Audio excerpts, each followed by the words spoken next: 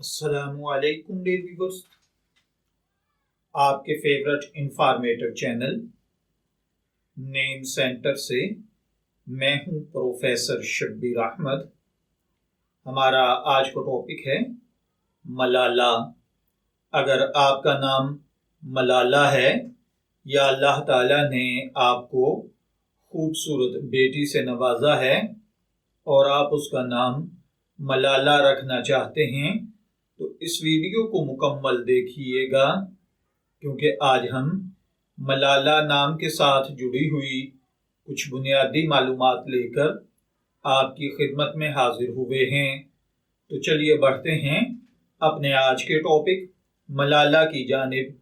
ملالہ کی اردو املا میں جو حرف استعمال ہوتے ہیں وہ ہیں میم، لام، الف، لام اور ہے، جبکہ انگلش میں اس کے سپیلنگ MALALA کے ساتھ کیے جاتے ہیں۔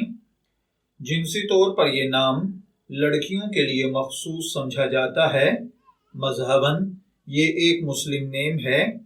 ہماری ریسرچ کے مطابق ملالہ نام کا بیسک ریلیشن پشتو زبان سے ہے۔ علم الاعداد اور علم جفر کے ماہرین کے مطابق اس کے خوش قسمت اعداد میں 1، 2، 3، 6، 9، 15 اور 24 کے عدد شامل ہیں۔ اگر بات کی جائے ان کے لیے بہترین وقت کی تو وہ شام 3 بجے سے 5 بجے تک 2 گھنٹے ہے۔ خوش قسمتی کے ایام میں سوموار اور جمعرات کے دن شامل ہیں۔ اگر بات کی جائے ان لڑکیوں میں پائی جانے والی خصوصیات کی تو یہ اپنی زندگی کو ہر لحاظ سے بہتر انداز میں گزارنا چاہتی ہیں۔